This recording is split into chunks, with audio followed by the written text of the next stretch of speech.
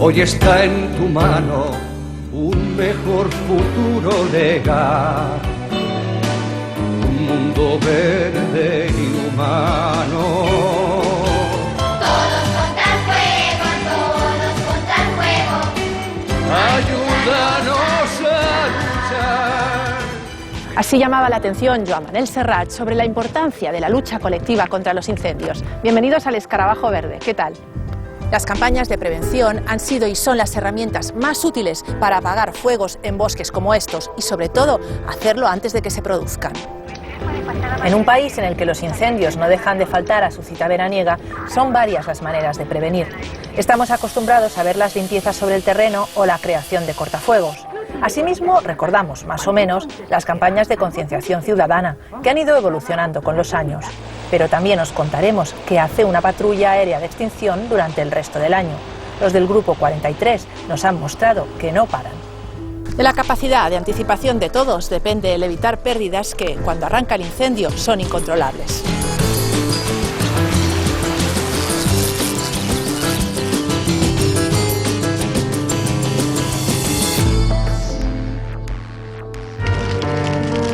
Nacieron aquí. Durante generaciones criaron a sus hijos en estos montes. Ahora están a punto de perderlo todo. La mano negligente o intencionada del hombre genera el fuego en nuestros montes, sembrando horror y destrucción. Las llamas avanzan rodeando a sus habitantes, cerrándoles las salidas, robándoles el aire.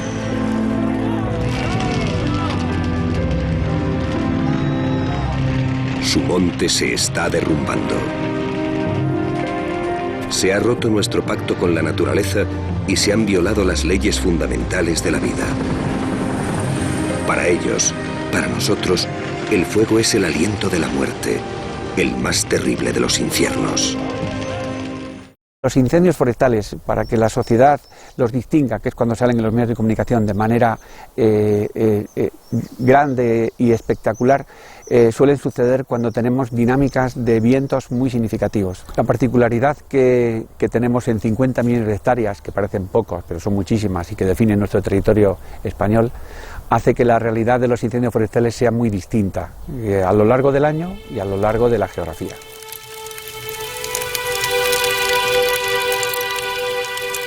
El clima mediterráneo se caracteriza por una cosa muy sencilla. Nos encontramos que los bosques en verano, en una gran parte de nuestro territorio, se secan. Y la simple circunstancia de tirar una cerilla al suelo puede provocar un desastre absoluto. El incendio forestal acecha siempre. Seamos prudentes para que nuestra mano no firme la catástrofe. El clima atlántico es un clima totalmente distinto, las precipitaciones se suceden a lo largo del año y en muchas de las zonas de clima atlántico las lluvias son frecuentes en verano. La vegetación crece y si por ejemplo en Galicia abandonamos un prado, en 2 años se convierte a monte. Eso significa que hay que controlar la vegetación. El más tradicional, el más antiguo, el más barato para muchos es usando el fuego. Y quemamos el rastrojo. No pensamos que el fuego se fuera a extender. Fue nada. Pero de nada se hizo mucho. Para nosotros la lucha contra los incendios forestales se determina en 2 grandes grupos. Uno es lo que todo el mundo conoce, que es la extinción. Cuando surge un incendio en el territorio es la comunidad autónoma, un agente forestal o un ingeniero el que acude en primer lugar, o un bombero, un responsable de la extinción, y dependiendo de la gravedad o de la extensión que ese incendio va adquiriendo, se van solicitando medios cada vez a zonas más lejanas. Y cuando es necesario, llaman al Ministerio y nuestros medios entran a colaborar directamente con los trabajos de extinción que desarrolla la comunidad autónoma.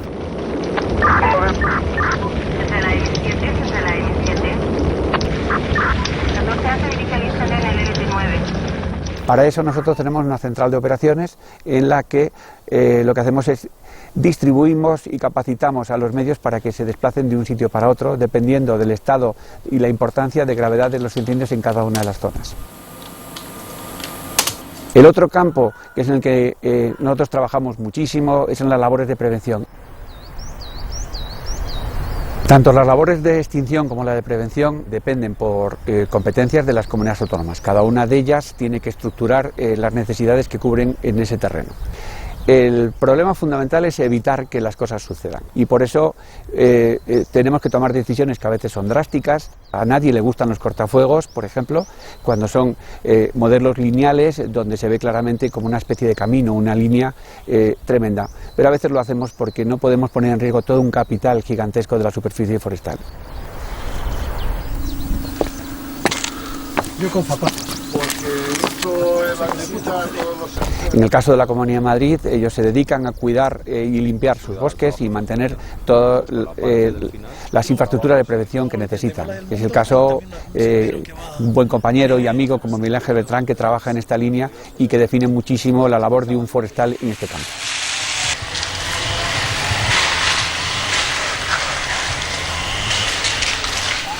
La prevención de incendios es uno de los pilares básicos de la lucha contra los incendios forestales. Estamos ahora aquí en un paraje que denominamos Pinar de la Barranca y estamos haciendo tratamientos preventivos.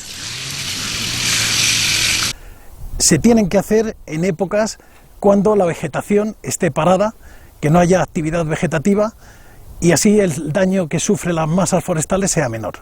Consisten en eliminación de pies y eliminación de vegetación arbustiva para que en caso de incendio, en esas zonas donde hemos actuado, el incendio no prospere y permita a los medios de extinción pasar a la extinción con medidas de seguridad suficientes.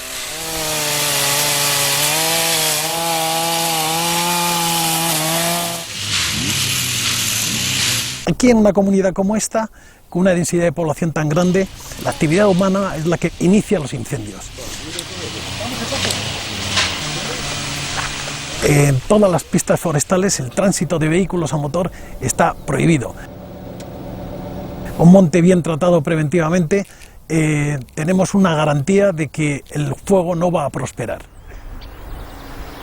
Una de las estrategias de trabajo más importantes en las labores de prevención, por el trabajo que supone el trabajo previo de ellos y de extinción, en la colaboración de extinción, fue que en los años 70 aparecieron los primeros anfibios, los primeros aviones anfibios Canadair 215.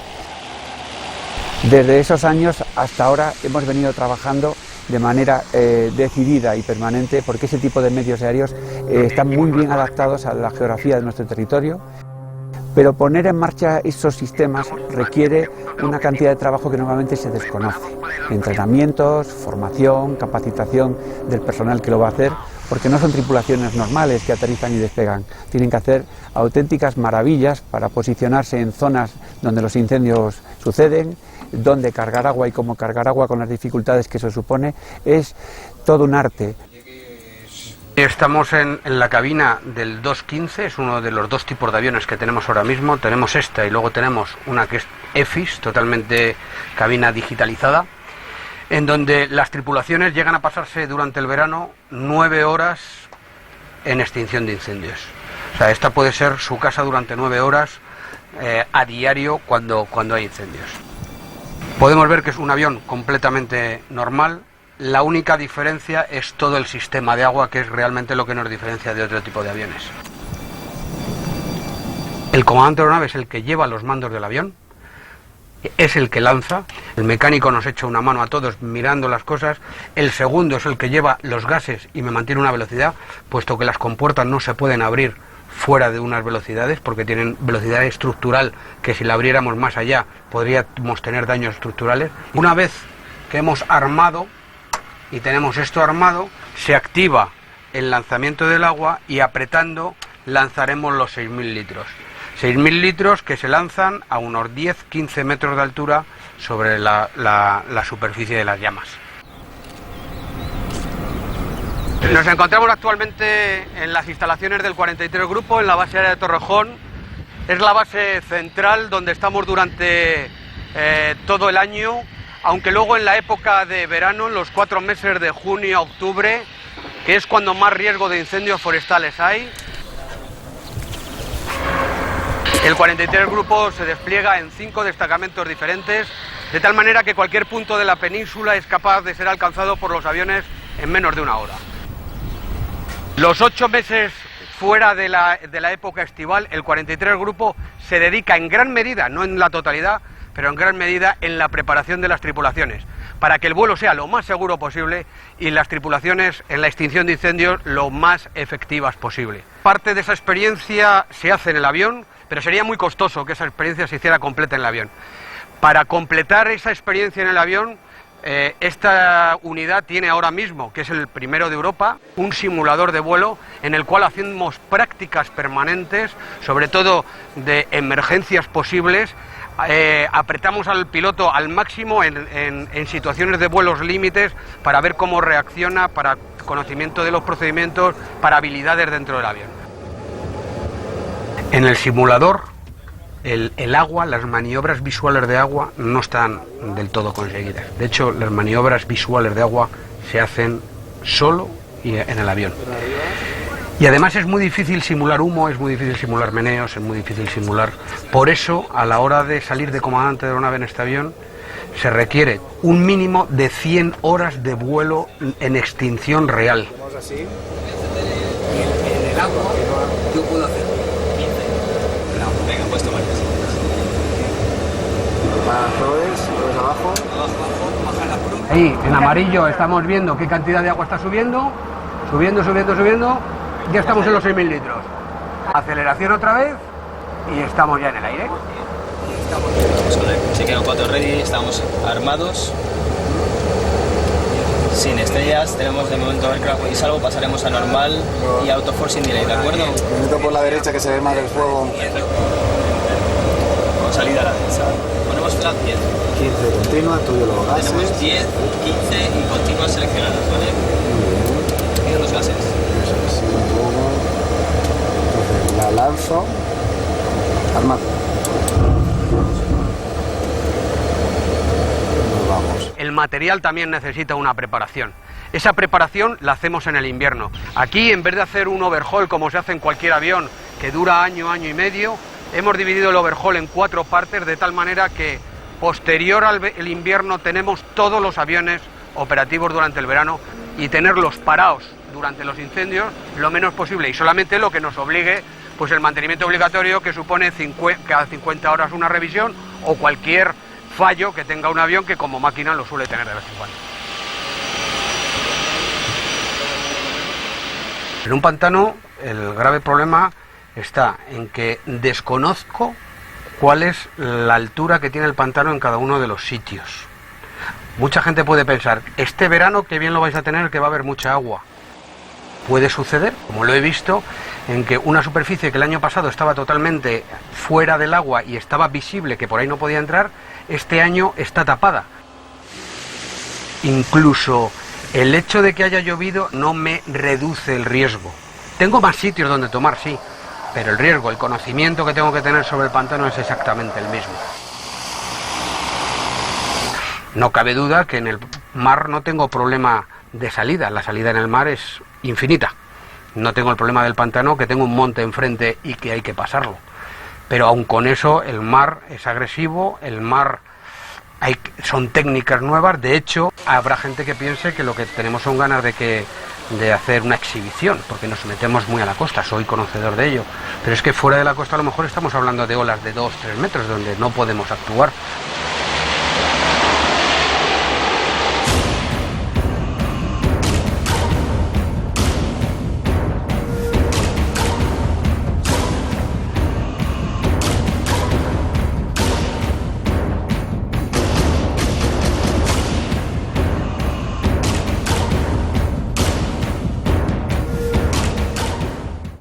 En el 443, los vándalos de Gelimer cruzaron estos bosques.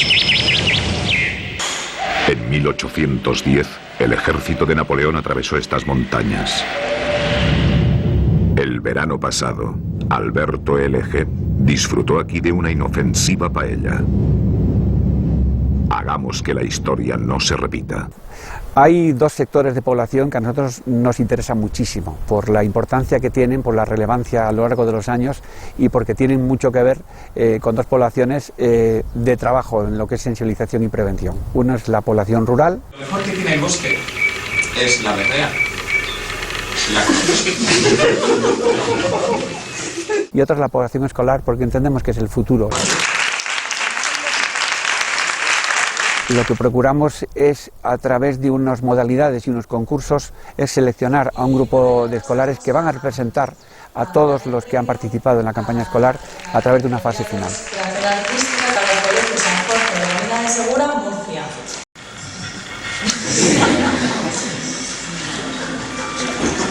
El trabajo lo realizamos íntegramente en casa.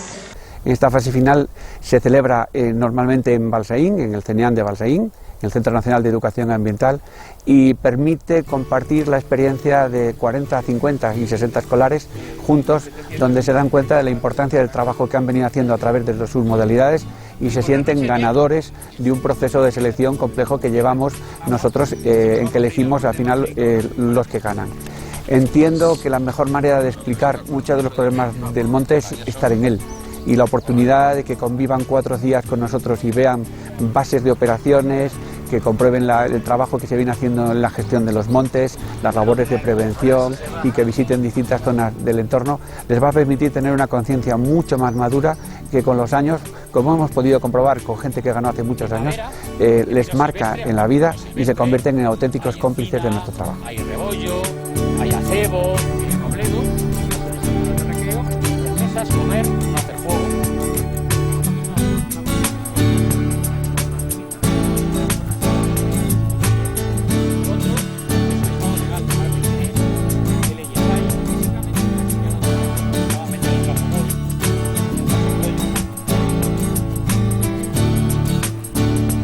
En el caso de la campaña de acción directa a la población rural, elegimos una de las metodologías que nos parece más interesantes, que es una obra de teatro. Soy Serena Moreno, soy de la Brigada de Investigación de Incendios Forestales.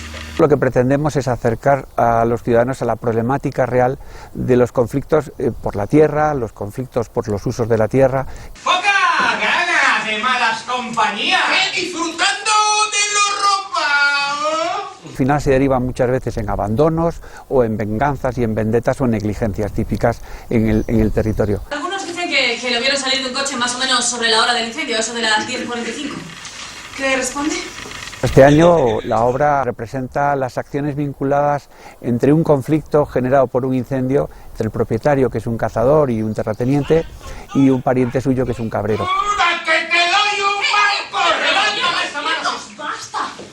¿Qué es esto, hombre? Se oyen las voces desde ahí abajo. ¿Quién tiene la culpa? ¿Cómo sucede? ¿Cómo investigamos esas circunstancias a través de brigadas de investigación de causas? Somos profesionales y, bueno, nos basamos en los más mínimos indicios para profundizar en el origen del fuego. Para ello usamos las fotos aéreas, los satélites digitales. Pues es todo un escenario para que la gente descubra que en el medio rural las problemáticas son múltiples y muy diversas, y es necesario llevarles esa especie de sensibilización sin pedirles nada, sino regalándoles una obra de teatro para que ellos tengan la oportunidad de ver cultura, de compartir con nosotros una experiencia distinta y darse cuenta de la importancia de sus acciones en el territorio. Y a lo que más me cabrea de todo este asunto es que un árbol vivo no sea valorado y, sin embargo, cuando se corta o se quema, sea considerado riqueza. Pues es cierto, no había caído en eso. Si de algo nos encontramos o nos sentimos orgullosos en el área de defensa contra incendios forestales de nuestra dirección general, es de haber cumplido 50 años de campañas de prevención. Si hay alguien que es capaz de retener en la memoria toda la casuística y todos los años de las campañas de prevención en medio de televisión, yo creo que la mejor persona es el que ha sido hasta hace 1 año y medio nuestro jefe, Ricardo Vélez Muñoz, que es una memoria precisa y detallada de todas las casuísticas y todos los rodajes y por qué se seleccionan cada una de las campañas. El primer spot fue un spot de dibujos que elaboraron los que entonces se llamaban Estudios Moro, que hicieron otras cosas también para la televisión, para los niños, y que ya en ese primer spot apareció como símbolo pues un conejito que representaba a la Guardería Forestal y que daba el mensaje de cuando un monte se quema, algo tuyo se quema. ¡Oh, qué trabajo! Hay que evitar los incendios. ¡Oh! Ese mensaje llegó y una prueba de que llegó es que llegó a convertirse en materia de chistes de los humoristas famosos de aquella época. Tanto Peri como Mingote como otros utilizaron esta frase dándole la vuelta y reflejando que a la sociedad le había llegado. Podéis incendiar el monte.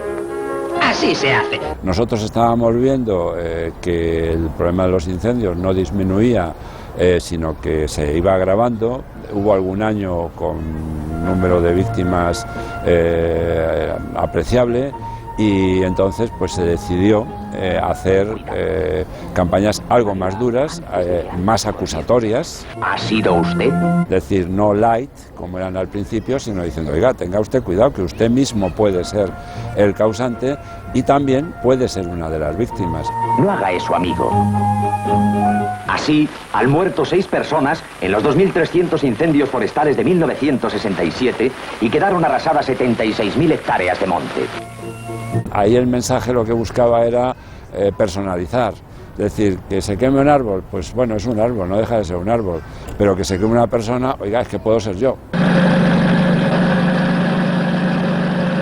¿Cuánto humo? Es niebla. ¿Qué pasa? Nada, mujer.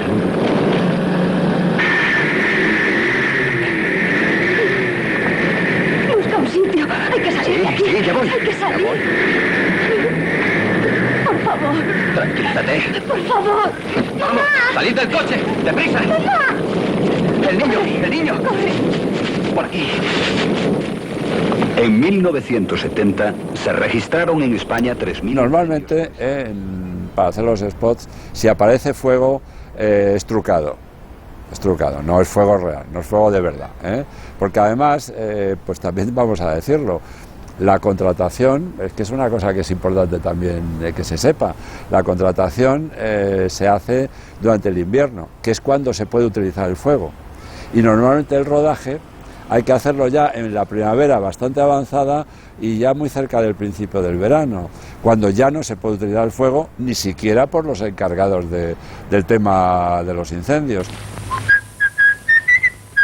Los publicitarios querían sacar un monte que se hubiera incendiado recientemente, pues para luego presentar allí que aparecían cosas como si hubiera muerto alguien o lo que fuera, ¿no? Pues mira, ha habido un incendio en el mes de marzo en León y vamos allí. Llegamos allí, todo el mundo negro por los 400 kilómetros, llegan y dicen, bueno, ¿y dónde está el incendio? Aquí. Y dicen, no, esto será que es el otoño. Bueno, pues los tíos allí empezaron a fabricar una zona negra. Yo no sé cómo pintaban aquello, cómo sacaban un tronco y lo pintaban, yo qué sé lo que hacían, que luego ves el spot y lo ves todo negro, todo siniestro, todo horroroso. Y allí no era así.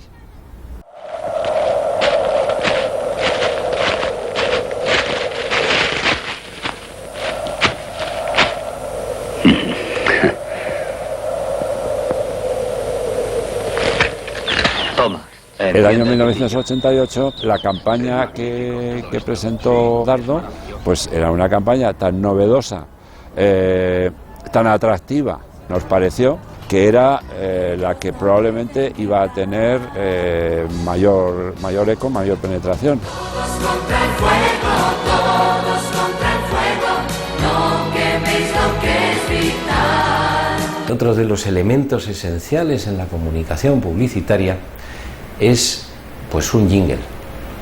Los que llevamos muchos años en publicidad nos acordamos y tarareamos los jingles que cantábamos de pequeños.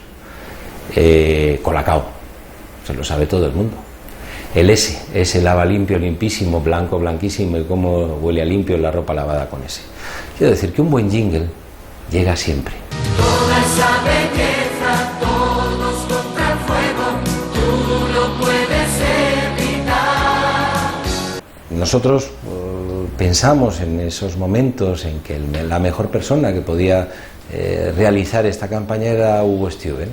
Y la razón fundamental fue la siguiente: aparte de sus características de un buen realizador, de un hombre que conocía perfectamente bien el mundo televisivo, era que además era el mejor especialista para gestionar a todo ese grupo de personajes conocidos. Al final se nos llenó de cantantes porque estuvieron un montón de gente ahí, entre ellos La Bordeta, el Dúo Dinámico, María Jiménez, Vicky Larraz, Maritrini, el Fari, yo qué sé, fue José Manuel Soto, mucha gente.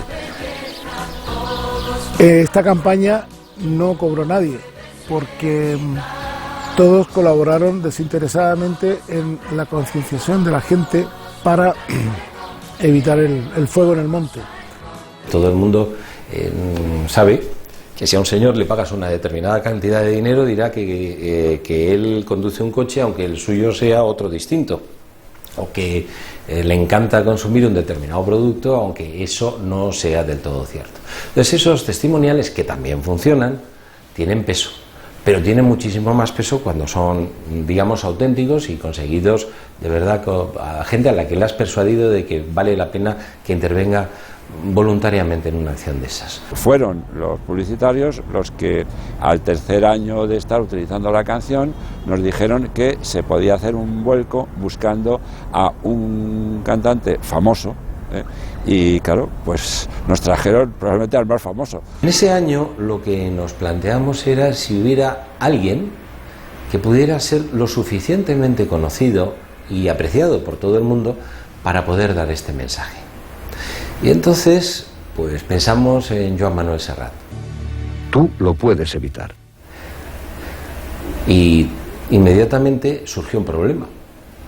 Y el problema era que Serrat no hace publicidad, pero por criterio personal no había aparecido nunca, y siempre que se le habían ofrecido cosas, pues él lo había rechazado.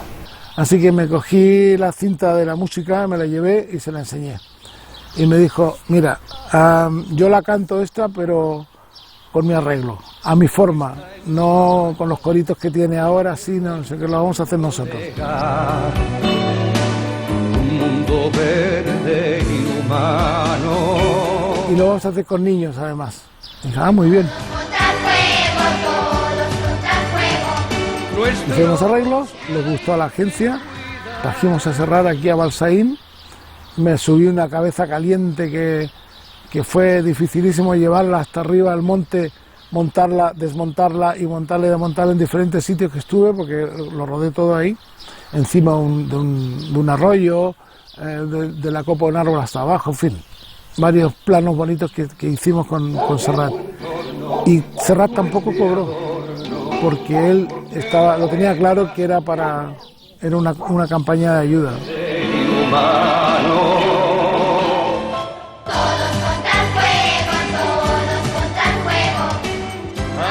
La gente lo transformó en un icono de la comunicación. Después, con campañas diferentes, cuando hacían una investigación de mercados, seguía recordando, sí, la de Todos contra el Fuego y en televisión. Creo que todavía hace falta más información. Más información porque sigue habiendo muchos tópicos, muchos mitos que para muchas personas son exculpatorios. No, es que siempre son señores muy malos, gente incendiaria, personas al margen de la sociedad o personas con oscuros intereses, cuando a lo mejor el que te dice eso es alguien que en el fin de semana está haciendo una hoguera donde no debía, o es un campesino que fuera de la época en que se autoriza y sin ninguna clase de permiso ha hecho una quema y se le ha podido escapar. Es decir, que se sabe que hay el problema, pero todavía el que la responsabilidad está en manos de todos, eso todavía tiene que desarrollarse. Ayer era un monte vivo lleno de historia. Hoy solo quedan muerte y cenizas. Este lugar volverá a recuperar la vida. Pero ¿cuánto tiempo tendremos que esperar? ¿Cuántos esfuerzos para conseguirlo? No lo permitas. Y parece que en el escarabajo verde, de una catástrofe natural a otra, si hoy eran incendios, la semana que viene serán inundaciones. Tenéis la información completa en la página web y en la tele, acordaros, viernes y domingo.